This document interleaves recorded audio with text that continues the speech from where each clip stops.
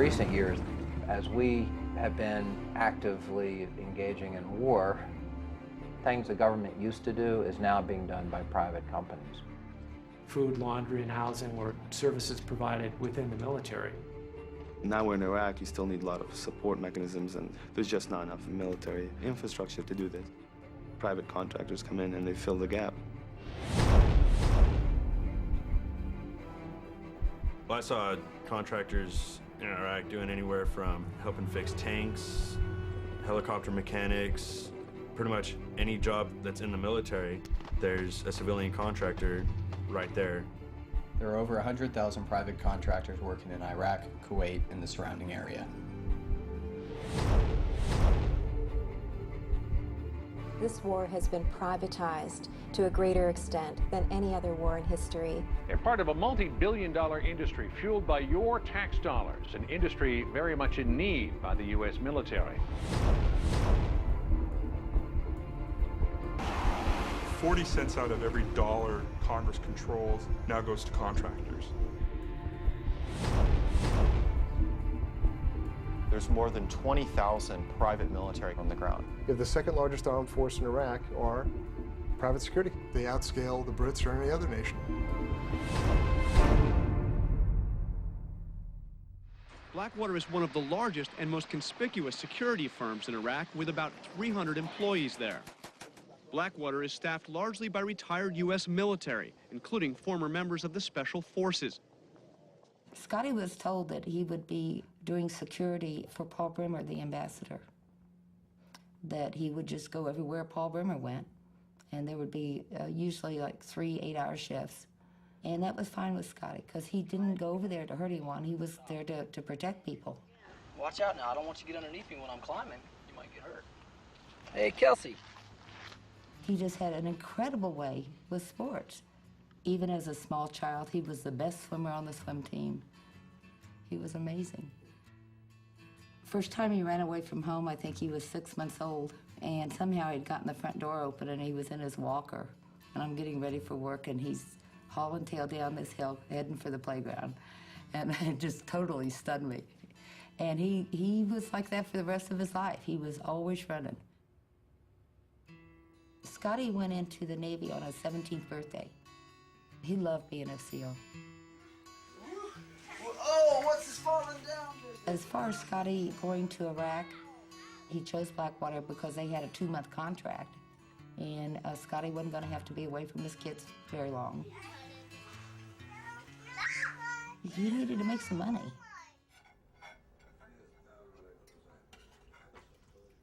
My son called me and he told me that he was going to Kuwait with Paul Bremer, the ambassador in Iraq. I still have little soldiers in a shoebox that he used to play with. Those were his favorite toys. Love boys. What? This is Jerry this time. That's my favorite picture for, I'm talking, that's... And Jerry always carried it with him, always. Wherever Jerry went, he had that picture with him. That was my Jerry. Then came my Tommy, then my niece Anita, then my nephew Yuri. No, everything's my Tommy and my Jerry. I love that. Well, he was, you know, he was the firstborn. Everything I knew about kids, I learned with him, you know, and for him. The news came on the radio, and it said that there was an incident in Fallujah. Breaking news story tonight. The 4 American civilians were ambushed and killed in Fallujah, and they're believed to be from a local company called Blackwater Security Counseling. There are 4 families in this world today that are going to get knocks on the doors, and you don't want to be on either side of that door when that happens, either hearing the news or delivering the news. Reality didn't check in. I didn't want to believe it. I still don't want to believe it, but the fact is he's not walking the earth. I need to pray for his soul. I miss him. I was so angry. I was so unbelievably angry, and I didn't even know what had happened. But I was just angry that my son had died. The people that did this horrible thing, these Iraqi insurgents, or maybe they were just kids on the street, They were taught hatred for anyone that didn't represent what they had been taught to believe in. And I found it so hard to hate them. But when I found out what Blackwater did, that's when I started really feeling real. I don't know how to say it. The vehicles should have been armored, and they also should have had saws, which are heavy belt-fed machine guns, in each vehicle, which they didn't have. There were supposed to be 3 individuals in each car. They pulled off 2 guys to do, from what I was told, clerical work. So they sent them out short 2 men. Their contracts list that they were to know where they're going, and they were to know people that they're working with. And have been there before. And have been there before. So they... If they had had an armored vehicle, if they had had the rear gunman, he was the one that was going to protect them. My son is not walking the earth because people that he trusted and worked for did not care about him. It was the mighty dollar. That's all that they cared about. They knowingly skimped on the mission. They cut corners left and right. Shame for country, shame for Blackwater, shame for rule, Blackwater. What happened to them while they were with this company, not the American military, this company, had responsibilities that they didn't live up to. And our family members died because of that.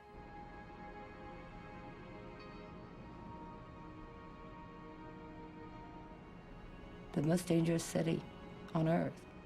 No rear gunner, no armored vehicles, not even a map. That's, to me, negligent homicide.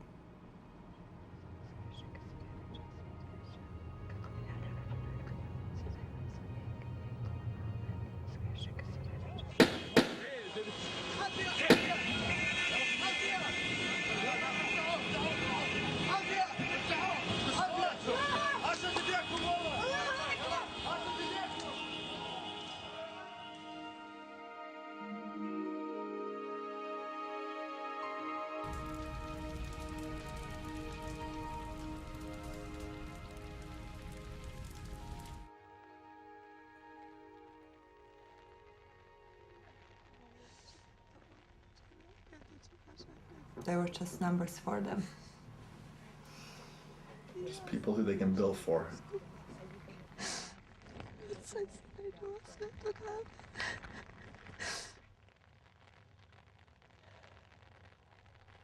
This is a situation that was in the front page of the news, that was leading various network broadcasts for several days, and how that company manages that challenge will really dictate the future of that company.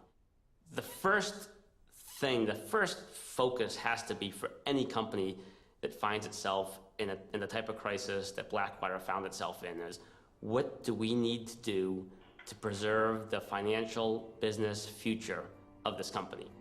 This is a company whose success, economic success, is completely contingent upon funding from the US government. Within the first 24 hours, Blackwater hired a DC lobbying firm called Alexander Strategies Group. ASG is one of those small handful of firms in 2004 that was part of the Republican conservative club.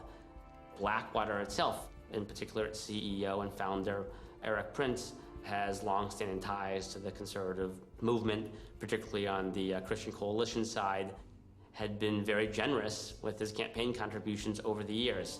He and his family contributed over $2 million to Republican candidates and the Republican Party.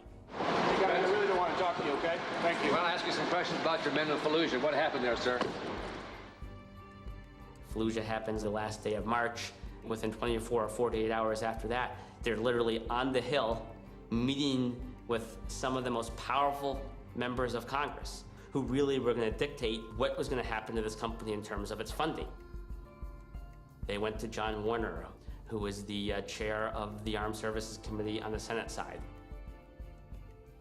They went to Duncan Hunter, who is a congressman from San Diego, who is the chair of the Armed Services Committee on the House side. They met with Rick Santorum, who is chair of the Republican Senate Conference Committee, which is a very, very powerful post. Contractors are among those who have been taken hostage. They've also suffered terribly, injuries and loss of life, the most horrific of which occurred on April 13th of this year, Madam President, when the bodies of 4 contractors were burned, mutilated, and hung from a bridge in Iraq. Should we step up and try and do something about that problem? We will have to have very vigorous opposition to this amendment as it is presently drawn. The Blackwater strategy worked very, very well. They went to Washington, they stopped any investigations from taking place, and at the end of the day, as a result of their action, they were able to protect their business. They went out and they retained former high-ranking government officials. Cofer Black, who was a high-ranking official at the Central Intelligence Agency. Joseph Schmidt, who is the Inspector General at the Pentagon. And undoubtedly, when you go out and you retain high-ranking officials like that, they certainly are helpful in attracting new business, pursuing new business, and getting new contracts. Within a year after the Fallujah incident, they had received over $200 million in new government contracts. People in Washington who leave government and go to work in lucrative jobs for defense industry, they have connections. They have influence.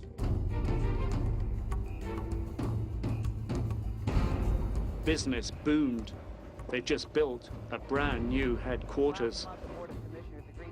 That's a big expansion. It's a rather big expansion, but it's needed. Certainly we've left room for growth. Right, 8,000 square feet in the original building, 64,000 square feet here. The company says it can assemble hundreds of battle-ready men, a small private army at a moment's notice. Teams of Blackwater independent contractors are deployed around the world.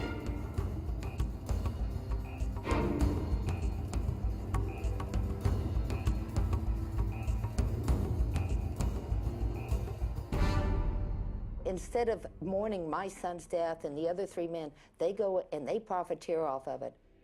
They were cutting every possible corner to make more money for them.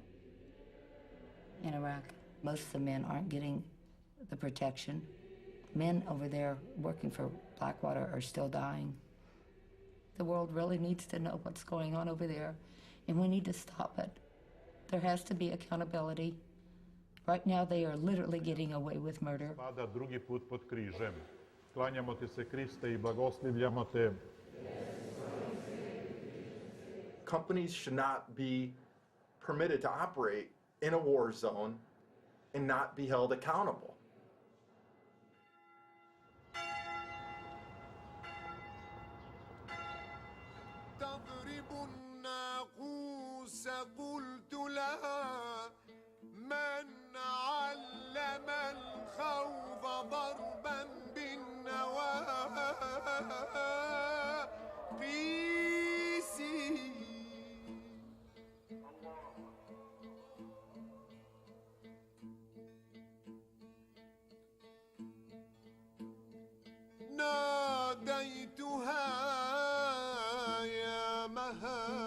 I was reading the Bible in Greek and Hebrew and studying those languages, and Hebrew sort of led naturally into Arabic. I was also interested in student loan repayment. I owed, upwards of $40,000 in student loans, which the Army promised to repay. The option available to me was to get a secret clearance and become an interrogator. And I agreed that this was pre-9/11. I didn't really expect I'd have to interrogate someone, or imagined if I did, it would have been in a conventional war where things would have been very different. I found out in April of 2003 by a phone call. He said, well, the good news is, congratulations, you've been selected for promotion to Brigadier General. I said, well, that's good news. What could possibly be the bad news? And he said, well, the bad news is your unit, you'll be commanding, assisting the prisons experts with the restoration of prisons for all of Iraq. And they're already deployed. And I said, well, can I go? And there was just a second of silence on the other end of the telephone, and he said, you want to go? I received a telephone call from a Mr. Saleh. He said, can you help me? He said, the Americans took my money, and they hurt me very bad. and I just came from Abu Ghraib. He told me of one incident where you know, he was stripped nude, and they tied a rope to his penis with 7 or 8 other men, and then they would, these were American personnel, he's telling me, and they would push one man, and all of them would fall, and they'd be joking and laughing and mocking him. I would ask him, who was doing this to you, Mr. Saleh? And he would say, well, there were 2 types of people. One was dressed some type of military personnel wearing the army. And then the other type would be in civilian clothing. I go, what do you mean civilian clothing? He goes, like normal pants, like any normal pants and a normal shirt. So that's the first time when it struck me that there's another element being involved here in Abu Ghraib, another type of person there. كان يوم أحد. يوم الاثنين كانت حالة من الفوضى ومن الإجراءات الأمنية الشديدة. يوم الثلاثاء اللي هو يوم اعتقالي ذهبت إلى عملي، مو عملي أنا، يعني كنا في موقع عمل في منطقة الحصوة، فأني أعمل في مجال الكهرباء. تم نقلي إلى سجن أبو غريب في بداية عام 2004 باليوم الأول من الشهر الأول لعام 2004. كان أكو شخص مدني واقف بيتأمر، يعني ياخذون أوامرهم من عنده اللي هم الشركات الأمنية. أدخلوني إلى الزنزانة، كبلوني، وتم خلع ملابسي بالقوة. يعني أسلوب من أساليبهم أنه القبض التناسلي للرجل، يلفون عليه حبل ويجروه هيك مثل عملية الخنق. شنو الغاية من عندها؟ شنو هاي الأبرة تضربون إياها اللي أنا هسه حاليا حتى أطفال مدى يصيرون عندي؟ شنو الداعي لأنه جيش يستعين بشركات أمنية مدنية للتحقيق مع معتقلين؟ بس أنا أقول لك هاي الشركتين مؤكدة، شركة تايتن وشركة CI. When I saw the photographs for the first time, and I said to the commander of the Criminal Investigation Division who was showing them to me, I said, why are the translators around the prisoners? Why are the translators in the cell block? And he said, ma'am, those aren't translators, those are khaki interrogators. Khaki was hired by the Department of Interior out of a little town in Arizona called Sierra Vista, and they were hired to do database work. And that contract, which was sort of a blanket contract that allowed them to do a whole bunch of different things, was used to do interrogation in Abu Ghraib. So what ostensibly was a contract to do clerical work or IT work turned out to be getting information not from a computer but from human beings in a notorious prison in Iraq. At the time of the scandals in the spring of 2004, roughly 50% of the interrogators were private contractors. This amendment, Madam President, attempts to address what I believe is a very legitimate and serious concern that have come to light in recent days with respect to the use of, or misuse of contractors in the treatment of detainees in Iraq. Quite simply, Madam President, this amendment would prohibit the use of contractors in interrogations of prisoners and in offensive military operations. It just seems to me abundantly clear that we cannot hire private contractors to perform a function as inherently governmental, inherently sensitive, indeed inherently explosive, and for which there must be accountability, as is the interrogation of prisoners. Corporations exist to make a profit, and when they're hired to do jobs, whether it's the provision of water or the interrogation of prisoners, their job is to get as much work as possible, make as much profit as possible. Now that doesn't work in the field of intelligence, period. You do not put personnel who do not have allegiance and 100% loyalty to America, you do not put them in sensitive key government activities like military intelligence gathering. It creates a conflict too, because we were uncertain, we knew what our chain of command was. That was very clear, and we were forced to memorize it and follow it. But what's the khaki chain of command?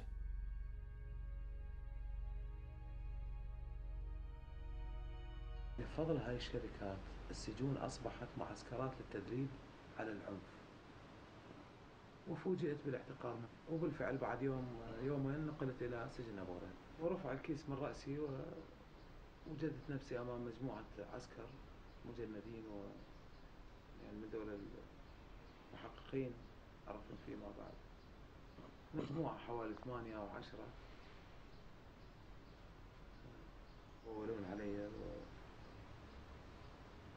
يضعون البندقية بأماكن حساسة بالجسم، وبالإضافة إلى الضرب، وكنت أسمع به استغاثات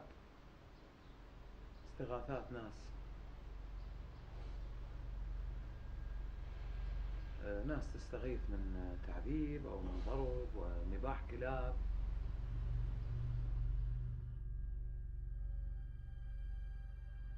There was a wink and a nod approach. We have these rules, you're going to follow them, but we're not going to spend that much time making sure that you're going to follow them.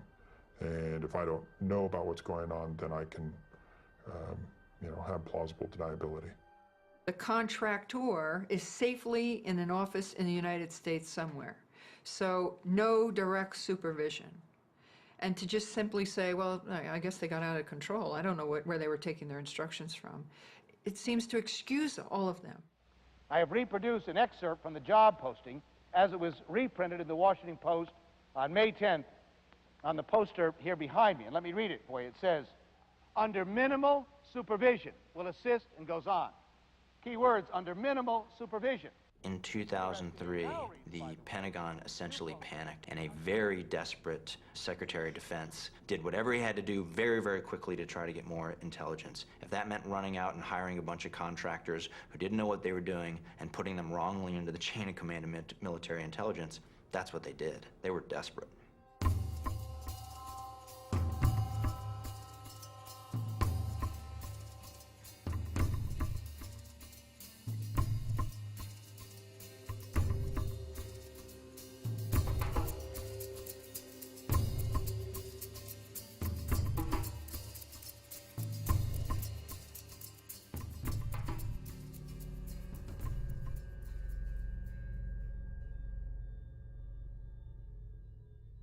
The contracting business in Iraq is very, very lucrative.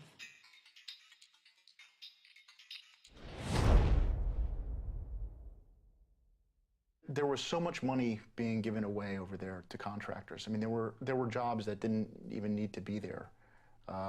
We'd go into the tent to use our internet, and the woman who would put my name down to assign me to a computer would be a civilian contractor who was making 6 figures to be over there.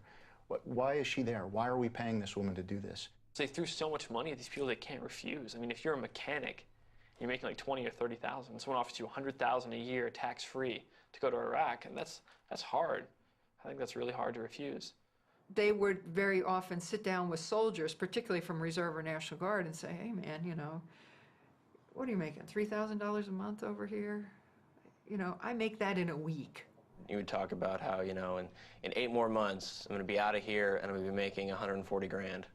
It certainly affected retention, because I don't know why any military person would re-enlist to do the same job when they could get out of the military and make 6 times the money and do the same job. There was a little phrase that we threw around, food for freedom, that if you wanted to get paid more, you should start eating more so that you'd get booted out for being overweight. And it's an honorable discharge, and it would boost your pay, your net worth by about 5 times if you were to do such a thing. And it worked.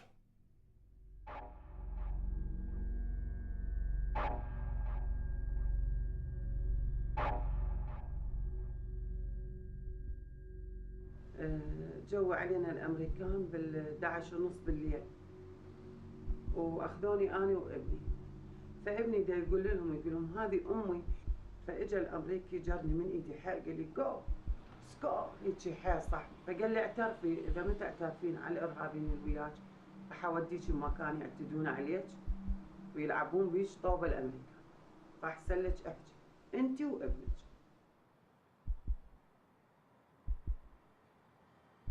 I was getting really angry. I mean, especially because I knew that a lot of these prisoners that I saw with these injuries from abuse and torture really hadn't done anything. They weren't part of the insurgency. They were just picked up for no reason at all. We were interrogating taxi drivers and like pizza delivery guys. It was just, we called him Average Ahmed. Using methods such as torture and also using people who are not qualified to do this job has resulted in bad information and therefore problems for national security and for the soldiers, because you're getting information that's no good. In a lot of areas where you start noticing a lot of, a lot of hostility against American soldiers, it's not because the soldiers are doing a lot of wrong things. It's because sometimes maybe the communication that has been transmitted to them has been transmitted to them wrongly, unprofessionally, and serving someone else's interest. These are Titan linguists. They were hired by Titan. Titan has long-standing contracts providing critical information technology and support services for some of our nation's most valuable defense assets. Under a contract with the U.S. Army's Intelligence and Security Command, Titan has over 4,000 linguists that provide invaluable mission-critical services. Titan is the company that provides the linguists and continues to provide the linguists throughout Iraq. They're the biggest provider in this business. They were so desperate to get people to fill these positions as translators that they were just hiring anybody that approached somebody and obviously had command of the English language in addition to the Arabic language or Farsi or whatever it may have been. There was people who maybe spoke the language, but it was broken, but could not read it or write it. And I'm talking about English here. And they were hired. They were never given a test. Nobody was given a test. I was never given a test. The test I was given was a phone conversation for a minute. Military trusted us. Military trusted Titan. Titan came and said, here's a linguist that we have hired, we have trained, tested, we put our trust in, he passed his security clearance, or he got some kind of a clearance. You should trust him in everything he does, everything he say. I did work closely with Titan all year long while I was in Iraq. And I can say that a lot of the translators weren't trained at all. I don't know what kind of training they received, but they were terrible at it. There was no managers, there was no supervision, there was no training, there was no follow-up. There was whatsoever a system of evaluation of what linguists are doing or what they're doing, even a system of if these linguists really translating or doing, or really are they translating or giving their opinions. Titan made the big bucks and hired the most incompetent people most of the time, did not follow up with them, did not really know what they were doing. Probably as a result, a lot of people got hurt, a lot of people got killed, American lives got lost because someone wants to make money and wants to have a fat check in his pocket.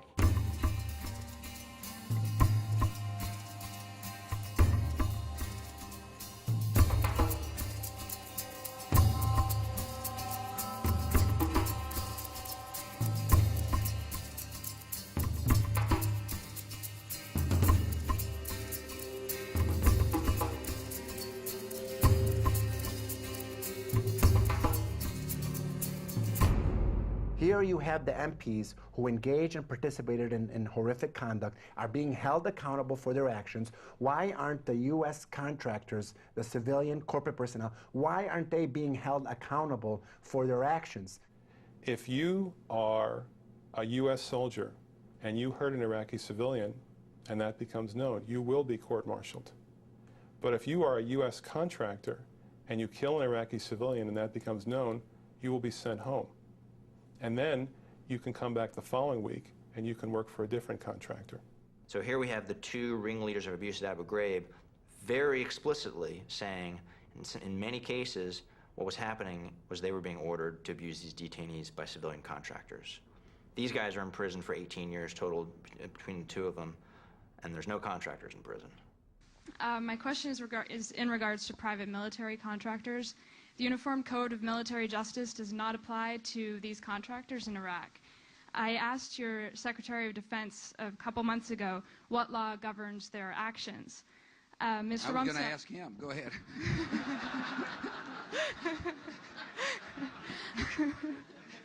Help. Well, I was going to pick up the phone and say, Mr. Secretary, I got an interesting question. This is what delegation, I don't mean to be dodging the question, although it's kind of convenient in this case, but never. I really will. I'm going to call the secretary and say, you brought up a very valid question, and what are we doing about it? That's how I work. Thanks. Yes, ma'am. Are any of these allegations being investigated? My recollection is, and I think it's okay to say this, is that the investigations are ongoing. Yes, sir. And that time will tell. Somehow these contractors have leveraged power in Washington, and the government feels like they want to protect these people. They want to protect the security of these contracts, and they want to protect them from prosecution. Most of the managers and most of the people we dealt with working for Titan were ex-military officers, high-ranking officers. All major military contractors have a board of directors and a senior management that is composed of senior retired military personnel. And this allows them to be able to go get contracts.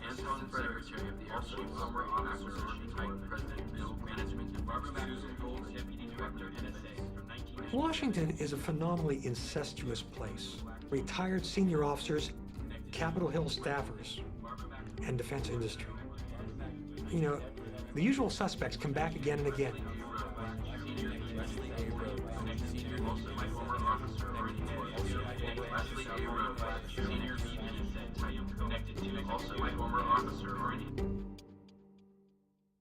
Top recipients of money from Halliburton, Titan, Cockey, and Blackwater are the two chairmen of the committees in Congress and the House of Representatives that oversee military matters and spending. The major corporations, these cartel and monopoly corporations, they've figured out how to legally buy influence.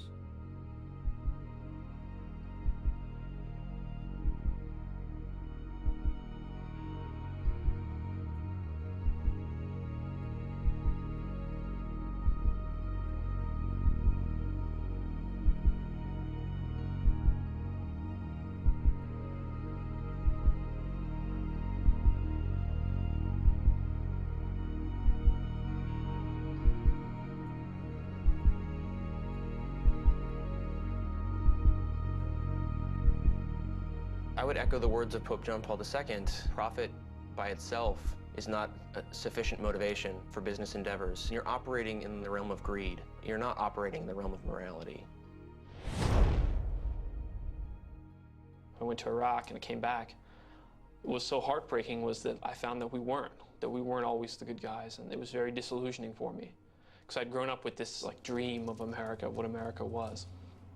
And when I saw that dream at Abu Ghraib and what it had become, I felt heartbroken. I felt like I didn't know what it was to be an American, because I saw what I had thought America was, destroyed and disgraced.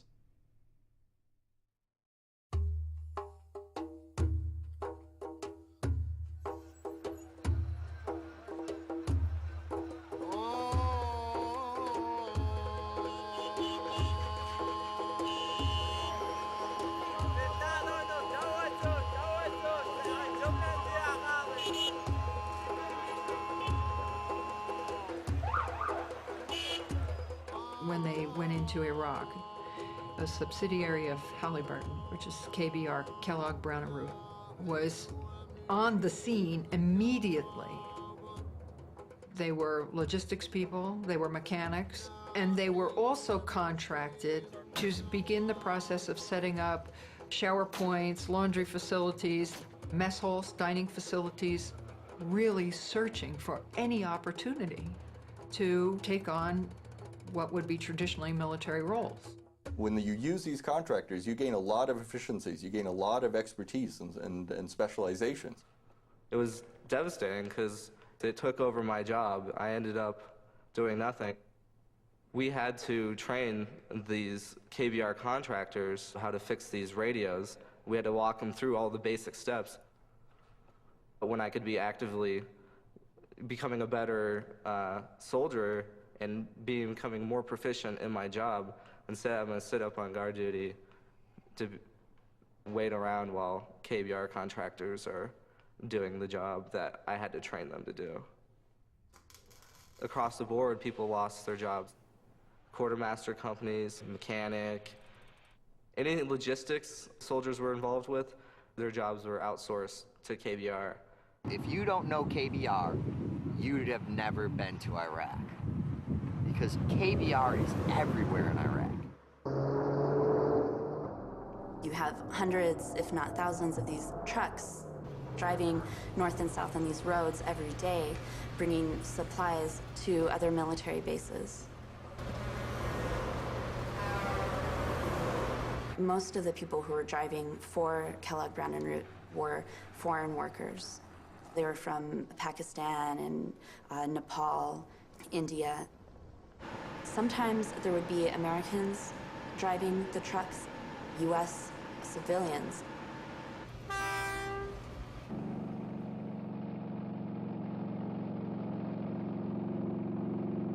I heard about the job through another truck driver friend in Calexico, California.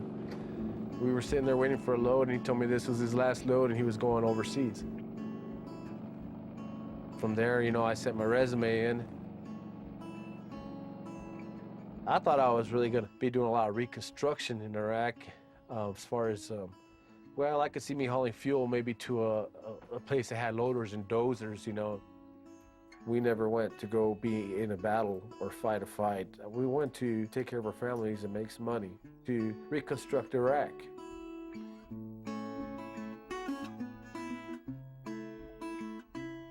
Tony and I met in '79 at a Halloween party. It was kind of a blind meeting, and we're married less than a year later.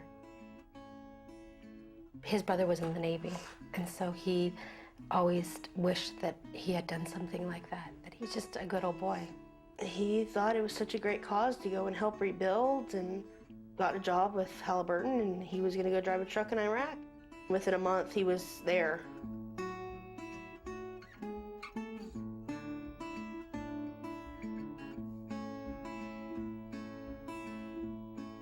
I was 15 when I met Steve, first time. A good friend of ours introduced us at a fair they had, and we hit it off. He got out of the fiberglass business in Michigan and eventually ended up truck driving.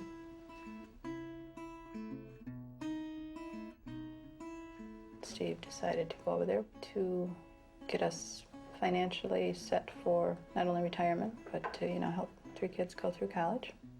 He would take on anything if he thought that it would benefit his family. He wasn't military. He was non-combatant. He was a driver. He went over there to help rebuild Iraq.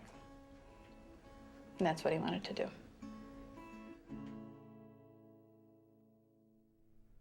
When I woke up early that morning, it was about, I'd say about 4:30 a.m. We had to be out by our trucks by 7 a.m. And we already knew what we were going on our mission. We were told at 7 p.m. the night before, on the 8th of April. The first things we do was very normal. It was just routine behaviors. Just go ahead and do a pre-check.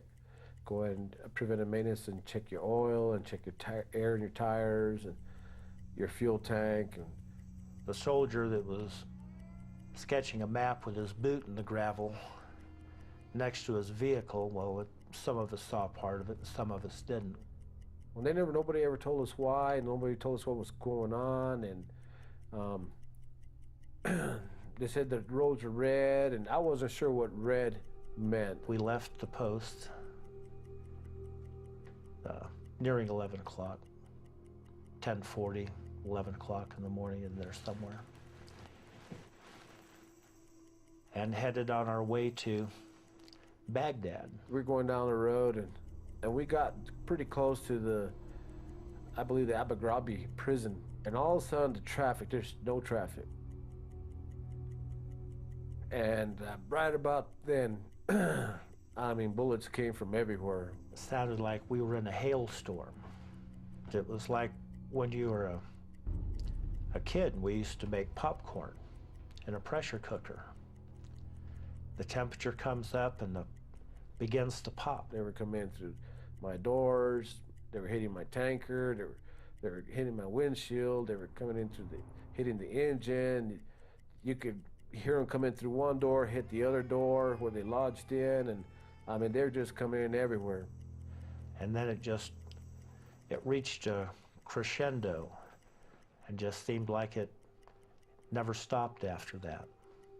And then I could hear the men crying on the radio, yelling out for help. I'm burning, help me, please don't let me die in Iraq.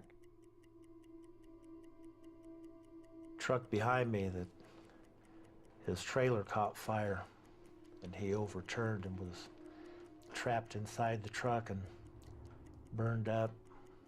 I heard one yelling and screaming and until he stopped. Friends that I'd promised before that, you know, if they broke down or something happened, I wouldn't leave them. I hear them screaming, I'm hit, help me, please, I don't want to die here. I was completely saturated with blood, you know, and my pants were soaked with blood, my shirt was soaked with blood. It was just absolutely just sheer terror. Just absolutely, positively horrifying.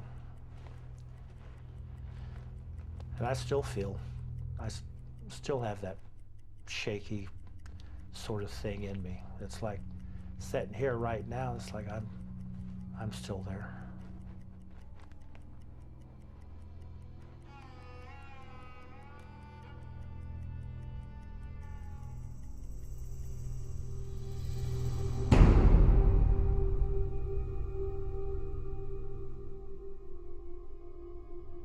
The mutilated bodies of 4 people were found west of Baghdad, near an area where a U.S. fuel convoy was attacked on Friday.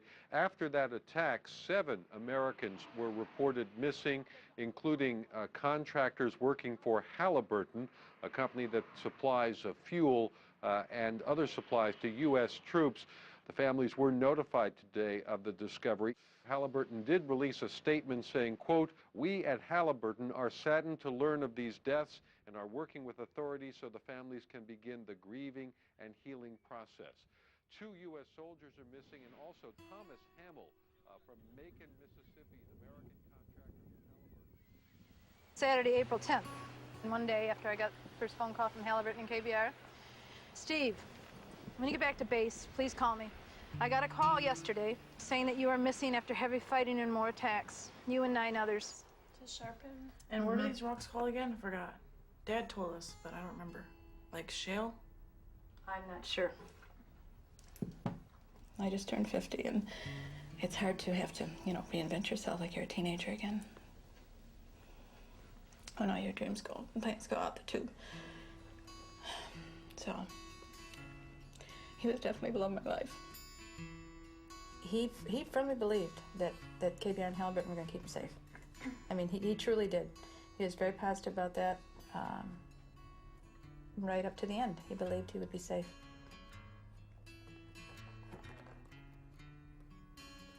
He wasn't much of a writer, that's for sure. His journal's empty.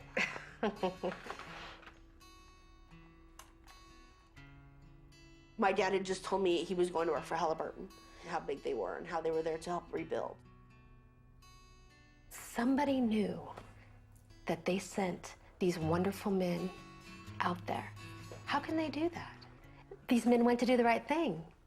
So, bottom line, they were totally taken advantage of. Well, I trusted the company. I trusted them. This is a Fortune 500 company. I just don't believe they would send me down a road that was closed or was going to have hostile activity for sure. That didn't even cross my mind. And U.S. forces here are saying openly they're braced for more terror attacks, more bombings. We had a significant anniversary, the fall of Baghdad. We had a Christian holiday, and they converged to create what was an obvious day of danger. Halliburton and KBR had news from multiple sources, including multiple sources in the military, that the roads that day were under active combat operations and were black, closed, and or red. No civilians. There were sitting ducks out there in military trucks on that day. They told us we couldn't wear camouflage or anything that made us look like military. The point was clear that we were not soldiers and we were not to behave like soldiers. He couldn't even wear a camouflage shirt on base, let alone driving a military fuel truck out in, the desert where there was a war around him. Why would they send this convoy in camouflage trucks down that road in the middle of battle? It's about contracts, I believe, fulfilling a contract and replacing us if we died. There's a lot of different contracts being offered out there, and Kellogg Brown and Root wants most of them. If they could have them all, they would take them all. And they wanted to continue doing business with the Army, whatever the risks were. It was nothing but the money. There's no duty, honor, country among anyone at Halliburton KBR. Halliburton, KBR, some of these other firms over there are staying over there and continuing to make profits, big money, and people are just at the cost of human life. Their contract with the Army provided them literally billions of dollars of revenue every year, that the contract profit and the contract profit that they made became more important than the lives of the men that they hired. I think we're talking about what's right and the fact that you sacrificed our loved ones for your profit. KBR kill, bag, and replace people. They tried to do it with us, and they killed my friends, as far as I'm concerned, and they tried to kill me. I know they know. This is a case about Halliburton and KBR trying to make a profit at time of war and using civilians in an improper fashion. Halliburton is in charge of seeing that these men and their employees are safe. Sent these men out on April 9th and they knew that there was more than a good chance that they would be killed. When people talk about, oh, they gave their lives or this thing, and I can assure you that they did not. They were stolen from them. They were screaming and didn't want to go. And there wasn't anything great or glorious about the whole obscene ordeal. They didn't die, they didn't pass away, they were murdered. KBR got billions of dollars worth of contracts in Iraq without a bidding. Halliburton got the government contract without competitive bidding. In the case of Halliburton, most of the contracts they've received have been sole source contracts, which means they're either given the contract, it's just offered to them, or they're the only people that bid on it. A lot of federal officials will defend this, saying that this is the only company that can do the work. Conservatives especially, who favor a free market system, should be outraged about the degenerate state of the lack of competition in defense industry. Bunentine Greenhouse, a top contracting officer at the Army Corps of Engineers, alleges favoritism and rule-breaking. I walked into a process that was corrupt, that was geared toward preferential treatment to KBR. KBR was pre-selected. The duration of the contract was predetermined. Most blatant abuse that I had experienced in my contracting career. The American way is competition, and I cannot sufficiently stress that in defense industry, when it comes to the big programs, there's not competition. It's monopoly and cartel behavior. It is corrupt, it is corrupting, it is corrosive to our national defense. When we showed up, there's nothing there. Our customer is a private coming off patrol who wants midnight chow, and we're there for him. We're doing stuff that you'll never read about in the papers. Everyone had to make a big adjustment over there. I helped with that. We got 80,000 troops out of the sand in 3 months. It was awesome. I'm Ian Dolan. Angela Stevens. Kirk Hansen. My name is Jay Patterson, and I'm proud to work for Halliburton. My name's Ben Carter, and within the first week of being in Iraq, I knew that that wasn't going to be the company that I wanted to be with. Halliburton was hired to provide clean, safe cooking, cleaning, shower water for the military.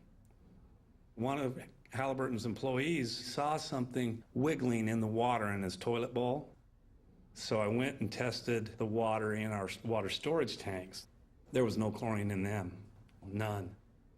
The water we showered in every single day was extremely contaminated. And when I talk about contaminated water, I'm saying malaria, typhus, giardia, cryptosporidium. I mean, the list is really, really long. Halliburton is accused by its own employees of exposing troops to contaminated water in Iraq.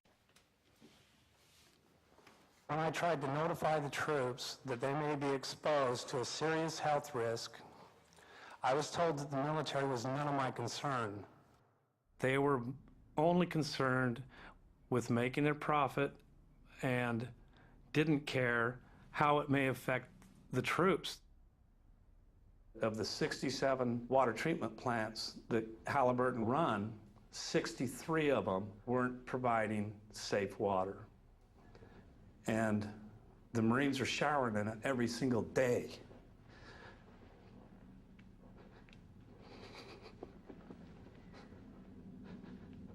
Sorry.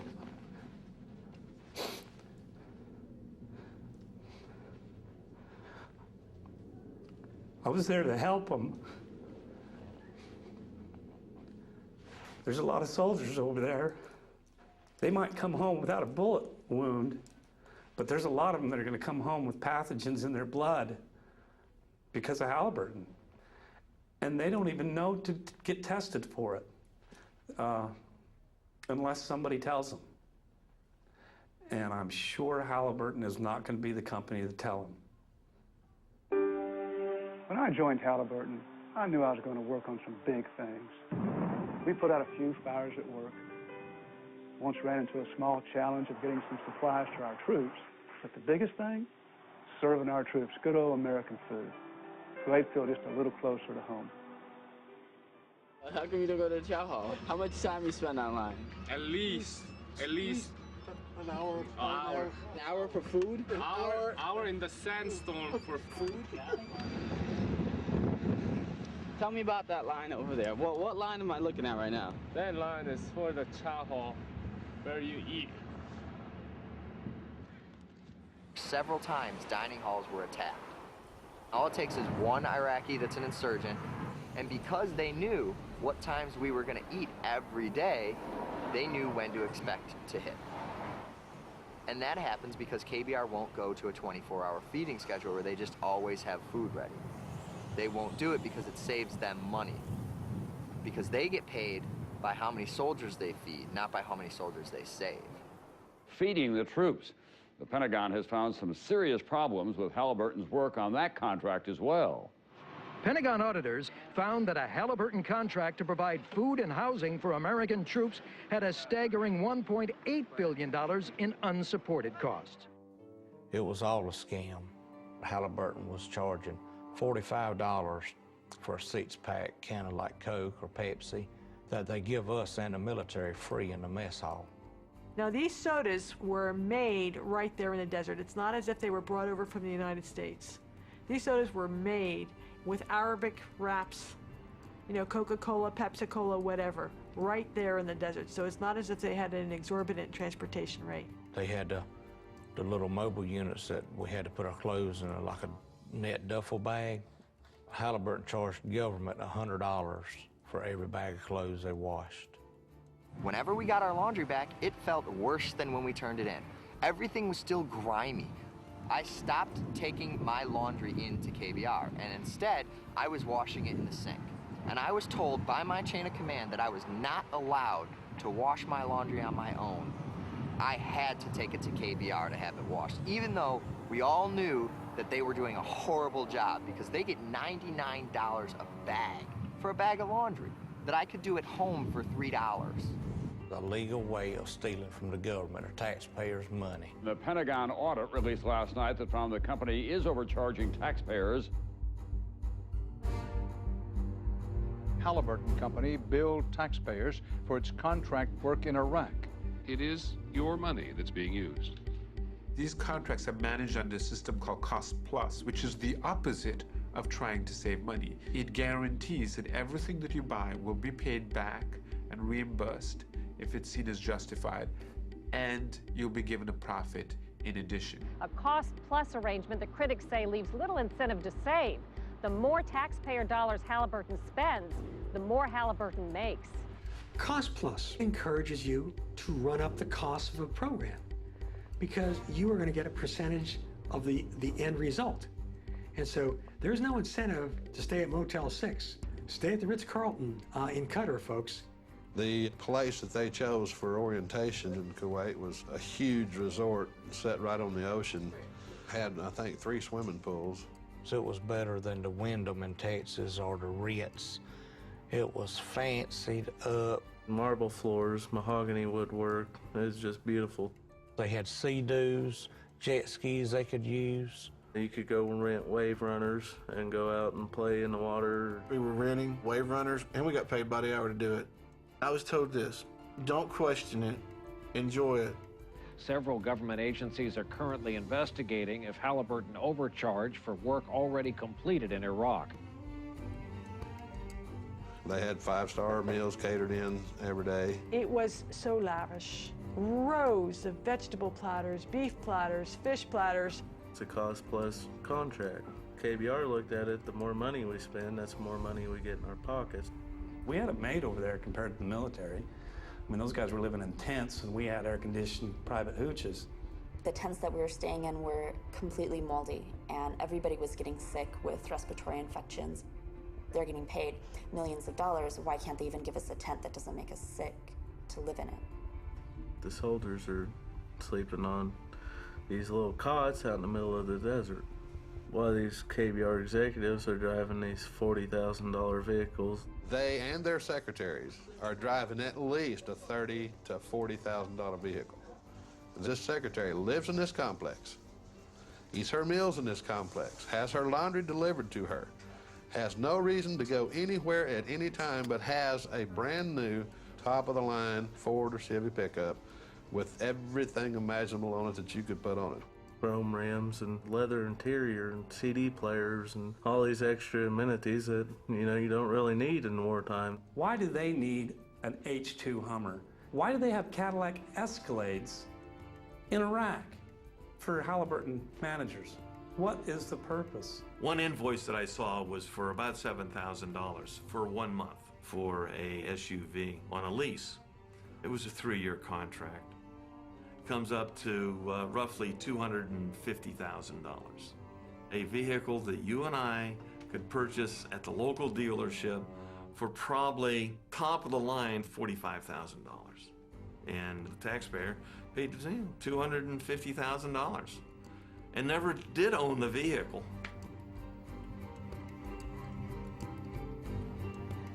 They got the wrong equipment, ordered the wrong stuff. Computers still in boxes, new vehicles. They'd push them out in what they called burn pits. And they just set it on fire, claim it as a loss, get more money for the right equipment or the right stuff they needed.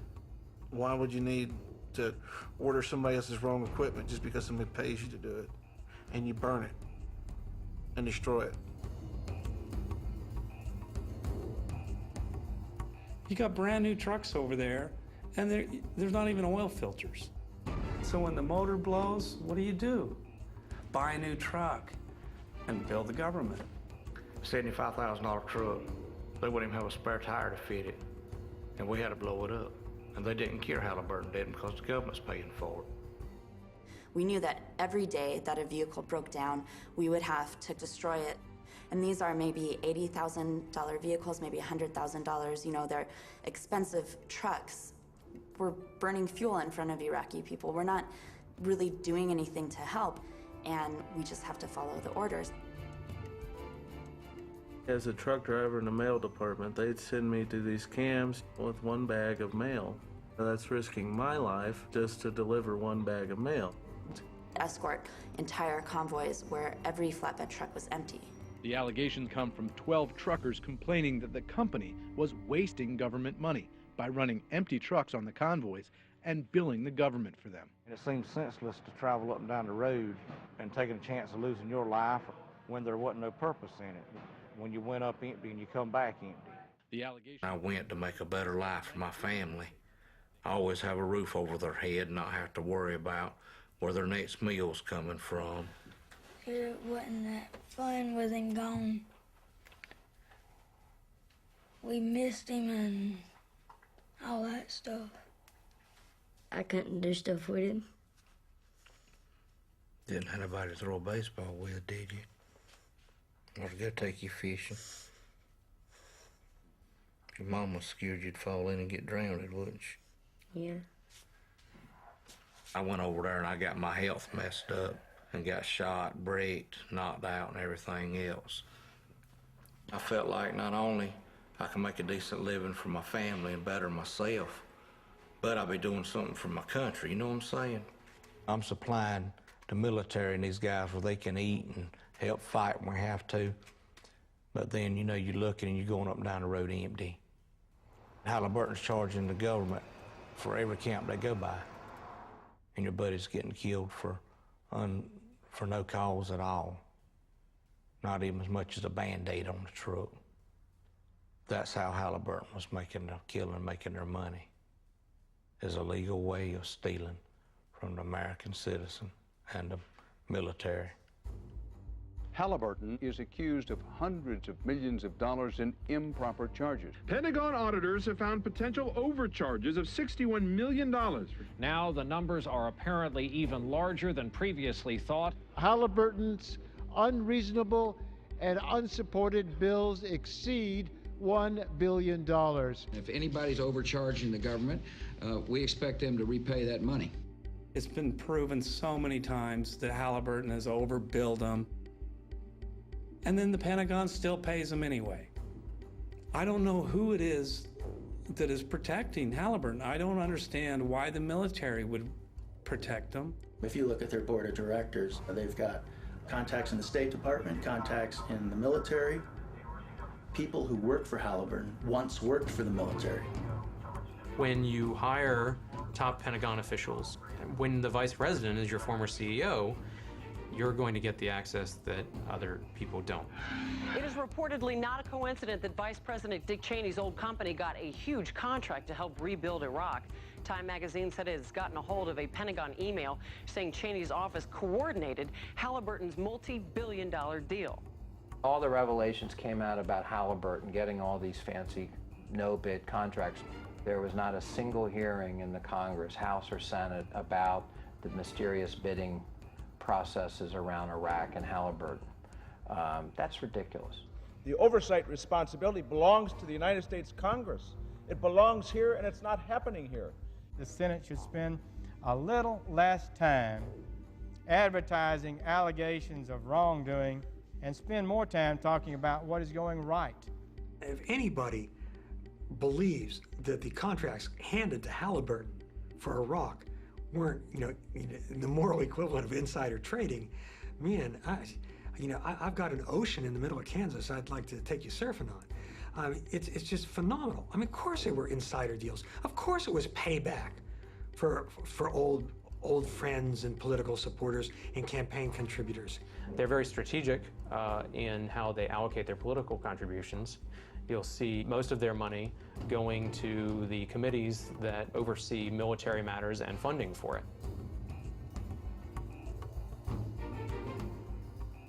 When you pay influence money in the form of campaign contributions, it means people look the other way.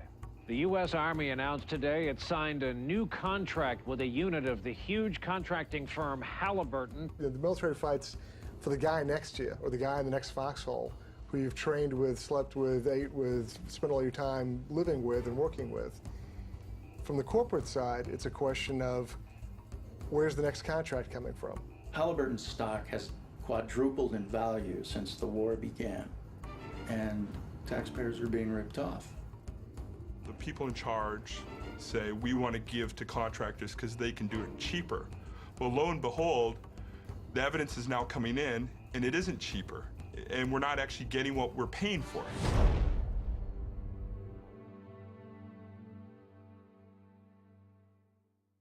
We were writing contracts with Halliburton and others to do things that Iraqis could have done better and far, far cheaper. And by the way, we would have gotten Iraqis off the street and given them jobs. Let us stop the war profiteers. Let us say no to them, and let us say, if you continue to, you're going to go to jail because that's where you belong. My amendment would stop them. There hasn't been a single major piece of contracting oversight legislation passed by the Congress since the war began. Not even a significant amendment has been passed, despite all the enormous amounts of fraud and waste and abuse. There needs to be a special committee established, a bipartisan committee, to take a look at waste and fraud and abuse. The amendment is not agreed to. The amendment is not adopted. And the Leahy amendment is not agreed to.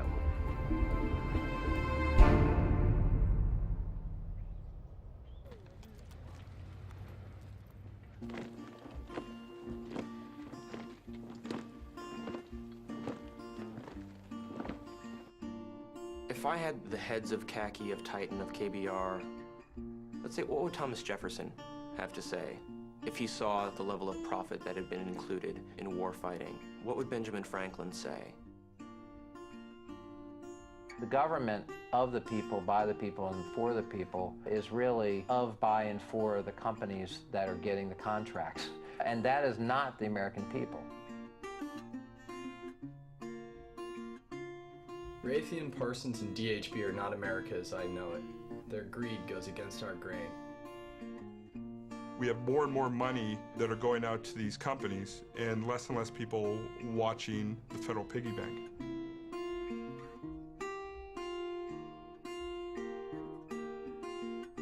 We need greater oversight in this war, even more than in past wars, because this war has been privatized to a greater extent than any other war in history. I voted for some of these people, okay? Let's see what happens. Let's see if anybody gets in trouble for this. Let's see how many people go to prison. Let's see who loses a contract over this. I know we have a battle ahead from Lockheed Martin to Dynacorp and Bechtel. The profiteers are not going to easily transform into patriots. The people who have the money, the people who are making a profit, have a lot of power and a lot of money and a lot of influence. And so I think it will really take something big, a big movement here in the United States. You know, I love my country. I'd stand behind it. I'm concerned now in a way probably that I've never been concerned before because I don't like what I'm seeing. America's become a powder keg, I think, and it's just waiting for match. This Iraqi movement, how are you going to win the hearts and minds of these people if they see you cheating your own people, if all this stuff is just for the money? Before we can point the finger at anybody else, we need to get the cinder out of our own eye, and we need to clean house a little bit.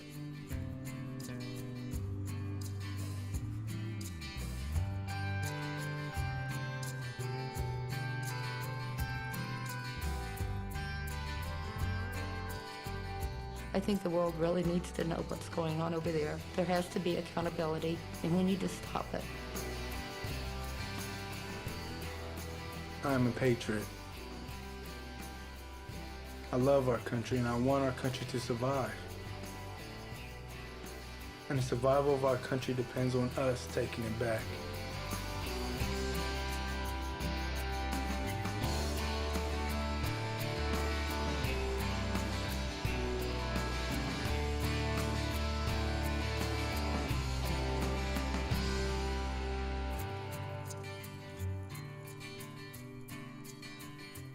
As it all comes around, these angels are watching over you and I. The Nero is standing, fiddle in hand, but no one will be the wiser. I hear the bells are tolling well across the night. Behold, these twisted lines are drawn in the sand and not in stone.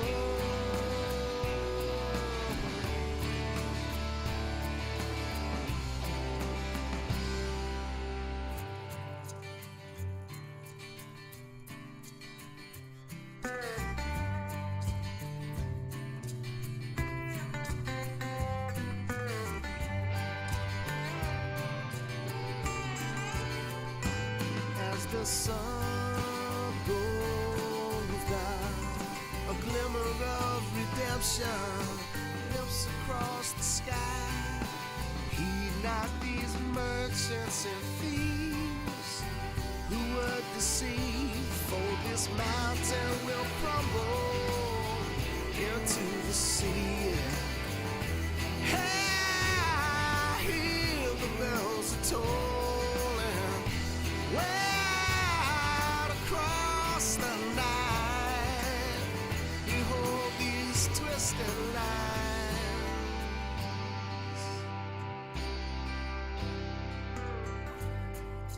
drawn in the sand,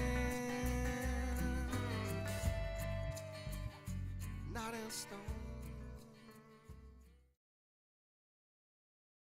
Hi, could I have Tony Frederickson's office? I was wondering if I could request an interview with Eric Prince. Recording. Hi, Kathy Mann. It's Robert Greenwald and Amanda Spain calling from Los Angeles. We're working on the film Iraq for Sale. We want to get Mr. Frederickson's perspective. We're really very anxious to have Halliburton and Mr. Lazar in the film. Yes, Robert Greenwald and Abby Hurwitz here. We've discovered, frankly, quite a bit of very troubling material. I thought letting people know that we found something critical would be fairer than just kind of trying to sucker punch them about Halliburton KBR's role in the war and the war profiteering. We'll put the whole transcript from the interview up on our website. Hi, Angela. How are you? This is Abby Hurwitz. I left a message with Lindsay Taylor last Friday requesting an interview with Eric Prince, and I was wondering tomorrow. We really want to give you an opportunity to be heard. I know that it's been quite a bit of time and you have not responded. I was wondering if there was anyone in your organization that would like to be interviewed to represent your company. Can I get your email address? Okay. Can you please put me through to her? Oh, I thought she was going to be in all day. Remember, early morning, late to night? This is my third call to Titan. This is Robert Greenwald and Amanda Spain calling from Los Angeles. I think we talked to you yesterday. Permission to make a documentary? Yes, Jody Brown, it's Robert Greenwald and Amanda Spain calling again. It's Wednesday, July 26th. We've been emailed 5 or 6 times. And that's to get an interview with Mr. Frederickson?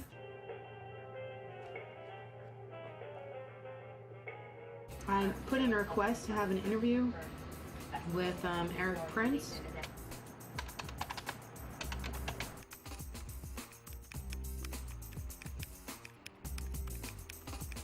We're just about at our deadline here. The reason why I keep calling is because we're kind of under some time constraints. I guess Kathy Mann's unavailable till Thursday, and someone's going to try to reach Melissa Norcross. Eric Prince is not available.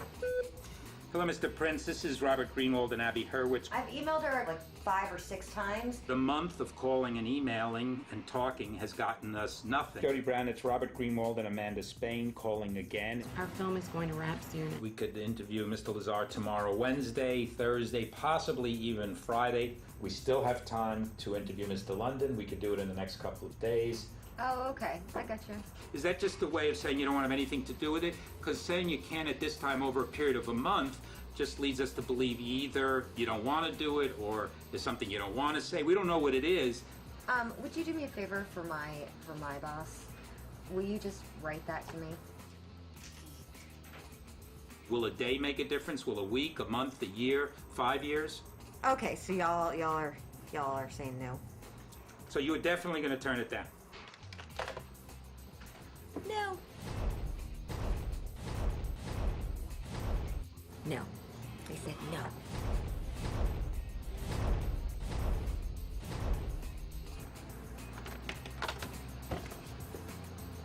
That's it.